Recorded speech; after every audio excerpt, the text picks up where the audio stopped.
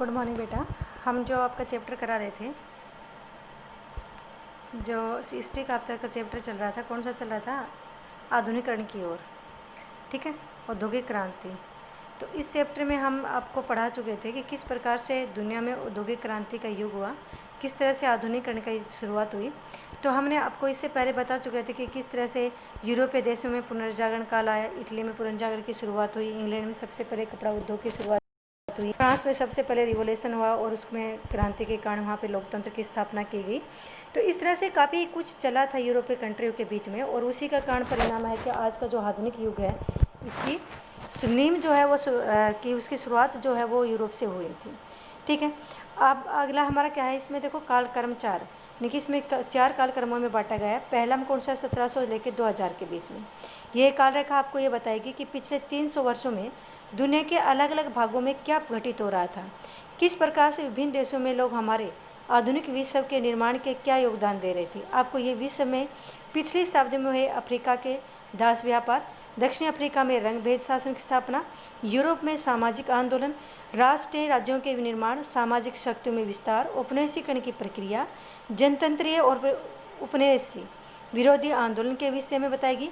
यह आपको कुछ उन अन्वेषणों और प्रौद्योगिकी विकास के विषय में भी जानकारी देगी जो आधुनिक संबंधी विचारों के सहयोगी रह चुके हैं। यानी कि हमारा जो ये 300 साल के टाइम पीरियड में हमने जो प्राचीन सभ्यता से निकलकर या प्राचीन सभ्यता से निकलकर एक आधुनिकरण के युग में जो कदम रखा है वो इतना आसान नहीं था, इतना जल्दी होने वाला नहीं था।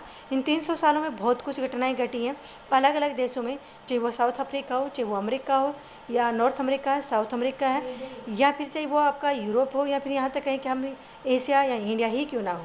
इनमें अलग अलग देशों ने अपने अपने तरीके से अलग अलग अपना योगदान दिया है। किसी ने नए उद्योगों की स्थापना करके, किसी ने नए आविष्कार करके, किसी ने नई सामाजिक चेतना का विकास करके, किसी ने राजतंत्र के खिलाफ आवाज़ उठाकर, और किसी ने पुनर्जागरण यानी शिक्षा की शुरुआत करके, नए पुनर्जागरण की शुरुआत करके।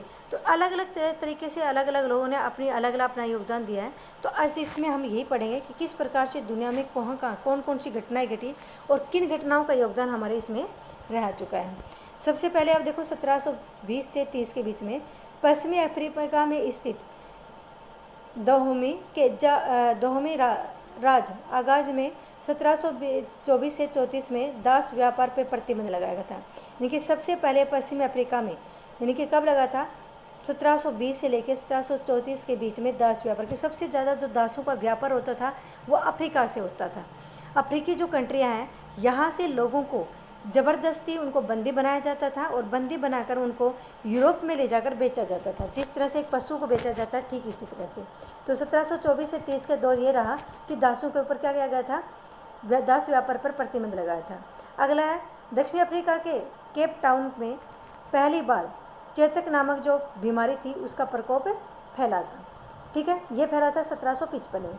अगला कौन सा है हमारा अंतर्राष्ट्रीय? ये है, देखिए आप, केरोलस लिनियस के पौधों और जानवरों पर का वर्गीकरण करने के लिए एक वर्गीकरण प्रणाली की खोज की गई थी। ये शुरुआत हुई थी 1735 में। यानी कि जीव विज्ञान के ऊपर सबसे पहले रिसर्च की गई थी 1735 में, जो कि कुछ पौधे और कुछ जीव जंतु को इसके लिए चुना गया था। अगला क्या है? 1770 से लेकर 80 के बीच में अंतर्राष्ट्रीय दास व्यापार अपने चरम उत्कर्ष पर था। सभी उपनिवेशिक शक्तियाँ दास व्यापार पर रही थी। लाखों अश्वेत अफ्रीकी लोगों को प्रत्येक वर्ष अंटार्कटिक के पार भेजा जाता था, जिनमें से 2/3 समुद्री यात्रा के दौरान ही मर जाते थे। यानी कि 1724 में इसकी शुरुआत हुई थी दास व्यापार को प्रतिबंध लगाने के लिए, और 1780 के दशक में इसके ऊपर ज़बरदस्त अपनी चरम सीमा पे पहुंच चुका था। ये आंदोलन, प्रतिरोध इसके ऊपर ज़बरदस्त होना शुरू हो गया था, क्योंकि यहाँ से क्या होता था, अफ्रीका से लोगों को समुद्री यात्रा, एक बहुत लंबी समुद्री यात्राएं करनी पड़ती थी यूरोप या अमेरिका जाने के लिए। बहुत सारे लोगों को भूखा रखा जाता, जिससे बेचारे बीमारी या भूख के कारण रास्ते में अपना दम तोड़ देते थे। अगला है 1800 से लेकर 1810 के बीच में मोहम्मद अली ने मिस्र में शासन किया। 1805 और 48 मिस्र ओटोमन साम्राज्य के से अलग हो गया था। उसके बाद में क्या, 1830 और 20 और 30 में पश्चिमी अफ्रीका में लाइबेरिया की स्थापना। 1822 जो स्वतंत्र दासों दासों का देश था। उसके बाद में है लुईन ब्रेल ने अंगुलियों में पढ़ने की प्रणाली की विकसित की तथा इंग्लैंड में यात्री रेलगाड़ी भी यानी कि शुरुआत हो गई। 1823 में देखो लुई ब्रेल ने पढ़ने यानी कि अंगुलियों से पढ़ने को ब्रेल लिपि की सबसे पहले शुरुआत की थी उन्होंने, कि जब कोई आदमी अंधा होता है तो किसी चीज़ को टटोल कर किसी अक्षर के ऊपर हाथ रख के उसकी बनावट को पहचान कर पढ़ सकता था। उसके बाद में 1825 में इंग्लैंड में लुई ब्रेल, ठीक है, 1825 में पहली दुनिया की पहली ट्रेन चली, कहाँ पे चली? इंग्लैंड में, ठीक है। उसके बाद में देखिए अब्दुल कादिर फ्रांसीसियों के अल्जीरिया में सब बसने का विरोध किया। 1832 और 47 में एक आंदोलन चला। पश्चिम अफ्रीका में लाइबेरिया की स्थापना 1822 में स्वतंत्र दासों का देश बना था। पहला स्वतंत्र दासों का देश बना था लाइबेरिया, जो कब बना था? 1822 में। उसके बाद में अनेक यूरोपीय देशों में उदारवादी और समाजवादी आंदोलन की शुरुआत हुई थी 1848 में। और 1848 में मैंने आपको शायद तुम लोगों ने 10th में पढ़ा होगा, 1848 में पहली बार फ्रांस में वोट देने का अधिकार मिला था, ठीक है। उसके बाद में आप देखिए विश्व में सबसे महत्वपूर्ण व्यापारिक मार्गों में से एक स्वेज नहर का व्यापार की शुरुआत हुई थी 1869 में, ठीक है। बहुत ही इंपॉर्टेंट है। स्वेज नहर का निर्माण कब हुआ था? स्वेज नहर की शुरुआत हुई थी 1869 में। 60 में इसकी शुरुआत की थी बननी और 69 में ये शुरू हो गई थी। उसके बाद में यूरोप में हम अफ्रीका के बारे में पढ़ रहे हैं। अफ्रीका यूरोप के लोगों का अफ्रीका के लिए संघर्ष प्रारंभ हुआ। देखो यूरोप जो स्वेज नहर है बेटा, ये अफ्रीका के मिस्र देश में पड़ती है। स्वेज नहर के ऊपर जो पूरी तरह से व्यापारिक प्रतिबंध है या उसके ऊपर जो टैक्स लगाया जाता है वो किसके है? मिस्र देश का अधिकार है। आगे समझ में, इसलिए अफ्रीका में है। लेकिन स्वेज नहर के खुलने से सबसे ज़्यादा जो व्यापारिक फ़ायदा हुआ वो यूरोपीय कंट्री को हुआ था, ठीक है। अगला है महात्मा गांधी ने नस्ली कानून के विरुद्ध खिलाफत आंदोलन की शुरुआत की गई थी। नस्लवादी कानून के खिलाफ सत्याग्रह की शुरुआत की गई थी और ये की थी 1906 में। कहाँ पे? साउथ अफ्रीका में। यह गांधी जी का पहला सत्याग्रह आंदोलन था। उसके बाद में दक्षिण अफ्रीका ने श्वेत लोगों के लिए 87% भूमि आरक्षित करने हेतु कानून बनाए थे 1913 में। अंगला से मोजाम्बिक तक प्रथम ट्रांस अफ्रीकी रेलवे पूर्ण मार्ग की शुरुआत हुई थी 1931 में। दक्षिण अफ्रीका में अफ्रीकी नेशनल पार्टी के विजय हुई थी 1948 रंग भेद नीति की स्थापना, यानी कि आपको पढ़ा होगा नेल्सन मंडेला के बारे में, जिन्होंने क्या किया था 1948 में अफ्रीका में रंग भेद की सरकार को ख़त्म करके वहाँ पे काले लोगों की, अश्वेत लोगों की पहली सरकार बनी थी। पहले अश्वेत प्रधानमंत्री बने थे नेल्सन मंडेला, ठीक है। उप सहारा अफ्रीकी क्षेत्र में घाना प्रबंध स्वतंत्र देश बना था। पहला घाना स्वतंत्र देश बना था। ये कब बना था? सारा रेगिस्तान का 1957 में। अफ्रीकी एकता संगठन की स्थापना हुई थी 1963 में। अगला है दक्षिण अफ्रीका में नेल्सन मंडेला की रिहा किया गया 1990 में। रंगभेद को समाप्त करने की प्रक्रिया शुरू हुई थी। 1948 में इसकी शुरुआत की थी। नेल्सन मंडेला ने इसका विरोध किया था, जिससे उसको क्या किया गया था? 1948 में उसको जेल में डाल गया था, ठीक है। और उसके बाद में 1990 में उनको जेल से रिहा किया गया। उसके बाद में वो पहले अपने देश के अश्वेत प्रधानमंत्री बने। उसके बाद में आप देखिए रूसी कृषि दासों को स्वतंत्र किया गया था। कब? 1861 में।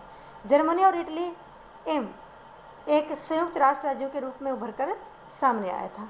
उसके बाद में पहली फिल्म का निर्माण हुआ था 1895 में। पहला ओलंपिक खेल एथेंस में संपन्न हुआ था 1896 में। दुनिया की पहली फिल्म बनी थी 1895 में, ठीक है। दुनिया में पहली बार ओलंपिक खेल की शुरुआत हुई थी एथेंस में 1896 में। प्रथम विश्व युद्ध कब शुरू हुआ था? 1914 से और 1918 के बीच में। इसी दौरान 1817 में रूसी क्रांति का भी दौर चला था। और रूसी क्रांति का मेन जो कारण क्या था? प्रथम विश्व युद्ध में रूस की पराजय।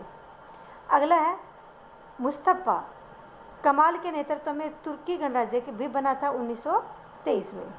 अगला हिटलर ने जर्मनी शासन की बागडोर हथिया ली थी 1933 में और द्वितीय विश्व युद्ध शुरू हो गया था 1939 से लेकर 1950 के बीच में। एक बात और बता दूं, जो तुर्की देश है ये 1923 में बना था स्वतंत्र राष्ट्र। लेकिन आपको एक और बता दूं, ये तुर्की एशिया महाद्वीप का है, न कि यूरोपीय कंट्री है, एशियन कंट्री है। और एशिया महाद्वीप का सबसे वेस्टर्न जो कंट्री है वो तुर्की आता है, ठीक है। उसके बाद में DNA की खोज। सबसे पहले रूस में अंतरिक्ष यान स्पुतनिक भेजा गया था। सबसे पहले डीएनए टेस्ट की खोज की गई थी। इसी दौरान 1937 में रूस ने पहला अपना स्पुतनिक जो अंतरिक्ष यान है वो 1957 में भेजा था। यूरोप में विरोधी आंदोलन 1968 में शुरुआत हुई थी। मिसाइल गोर्बाचेव सोवियत रूस के नेता को 1985 में संपूर्ण विश्व में वेब का प्रारंभ किया था 1989 में। वैज्ञानिकों ने डोली 1997 में क्लोन भेड़ बनाई, यानी कि पहली क्लोन भेड़ समझते हो, जो कि सुए के द्वारा पहला इंजेक्शन के द्वारा जो भेड़ की शुरुआत की थी, क्लोन भेड़ था, ये 1997 में शुरुआत की थी, जिससे कि आनुवंशिक इंजीनियरिंग की सीमा के बारे में भी नए विवाद शुरू हो गए थे। ठीक है। इसी तरह से एशिया में आप देखिए, एशिया की जगह सबसे पहले जो एशिया में हुआ था गुंजिन तुलसी। वैसे हम आज इतना ही पढ़ेंगे, जितना आपको शॉर्ट करा दिया। आपको यूरोप और अफ्रीका के बारे में हमने पढ़ा। एशिया के बारे, दक्षिण एशिया, अमेरिका के बारे में अगले वीडियो में करेंगे, बहुत लंबा हो जाएगा। ये सब बहुत सारे के जितने मैं आपको बताएं शॉर्ट क्वेश्चन है, आप याद कीजिए, नोटबुक में अपने इन्हीं को आप राइट करेंगे। जिन बच्चों के पास बुक नहीं है वो वीडियो में से जो ये लिखा हुआ है इसकी स्क्रीनशॉट लीजिए, स्क्रीनशॉट ले सकते हैं आप। हर एक की अपनी इसकी स्क्रीनशॉट लीजिए। स्क्रीनशॉट लेने के बाद में आप इसको अपनी नोटबुक में शॉर्ट क्वेश्चन के रूप में आप इसको लिखेंगे। ठीक है। और इतना जो मैंने आज जो दो टेबल आपको कराई, दोनों टेबलों को आप अच्छे से शॉर्ट क्वेश्चन बना के अपनी नोटबुक में लिखिए, और अगला जो हम बच गया वो हम अगली वीडियो में करेंगे।